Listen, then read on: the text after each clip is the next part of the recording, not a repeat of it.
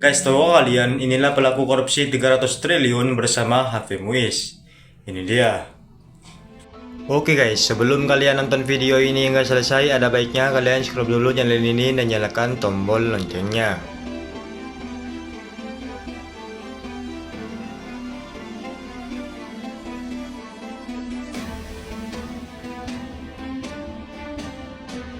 Tahu kalian, pengusaha money changer yang juga dikenal sebagai Crazy Rich Helena Lim divonis 5 tahun penjara oleh Pengadilan Tindak Pidana Korupsi Jakarta Pusat. Helena Lim dinyatakan bersalah karena membantu korupsi pengelolaan timah yang merugikan negara sekitar 300 triliun serta melakukan tindak pidana pencucian uang. Kami telah menyatakan terdakwa Helena terbukti secara sah menurut hukum bersalah melakukan tindak pidana, membantu tindak pidana korupsi dan pencucian uang, ujar kata Ketua Majelis Hakim Priyanto Adam Ponto saat membacakan putusan di Pengadilan Tipikor pada hari Senin tanggal 30 bulan Desember tahun 2024. Selain hukuman penjara, Helena juga dijatuhi denda sekitar 750 juta, subsidi 6 bulan kurungan dan diwajibkan membayar uang pengganti sebesar 900 juta. Hakim juga memutuskan bahwa jika harta benda Helena tidak mencukupi untuk membayar uang pengganti, maka hukuman tambahan berupa 1 tahun kurungan akan diberlakukan. Diketahui Helena Lim terlibat dalam kasus korupsi yang melibatkan pengusaha Harvey Muiz terkait tata niaga timah di PT Timah Tbk. Jaksa menyebut Helena Lim melalui perusahaan money changer miliknya PT Quantum Skyline Exchange menampung hasil korupsi senilai 30 juta US dollar atau sekitar 420 miliar yang disamarkan sebagai dana CSR.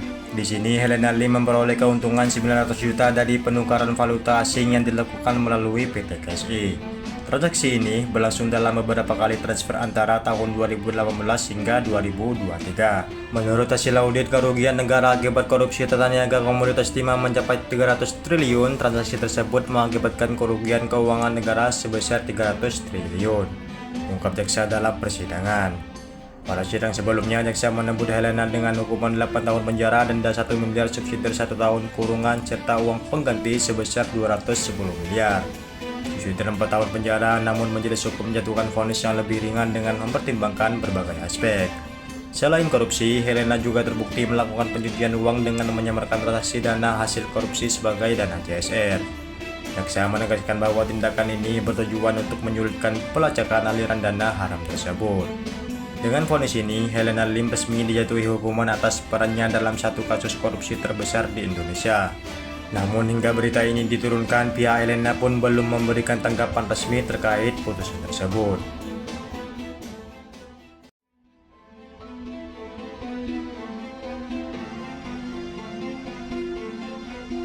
Selain itu, pemilik perusahaan smelter swasta CV Venus City Perkasa, Tamron alias Saron, dihukum 8 tahun penjara dalam kasus dugaan korupsi pada tata niaga komoditas timah yang merugikan negara sebesar 300 triliun. Ketua Majelis Hakim Pengadilan Tipikor Jakarta Pusat Tony Irfan menyatakan bahwa Tamron terbukti bersalah melakukan tindak pidana korupsi secara sah dan menyakitkan bersama Harvey Muiz dan kawan-kawan.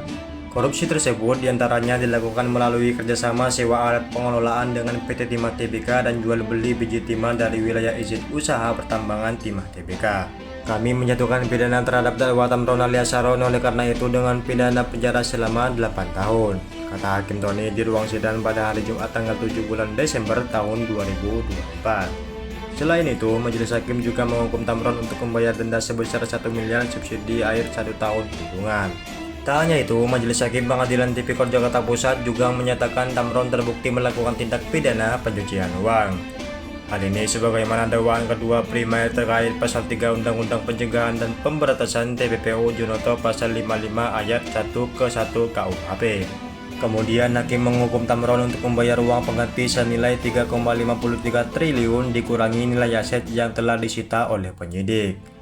Jika dalam waktu 1 bulan setelah terbit putusan pengadilan yang berkekuatan hukum tetap Tamron tidak membayar uang pengganti tersebut, maka harta bendanya akan disita dan dilelang untuk negara. Bagaimana menurut kalian? Apakah putusan hukuman ini worth it apa tidak guys? Silahkan tulis di kolom komentar. Terima kasih buat kalian yang telah nonton video ini hingga selesai. Sampai jumpa lagi di video berikutnya.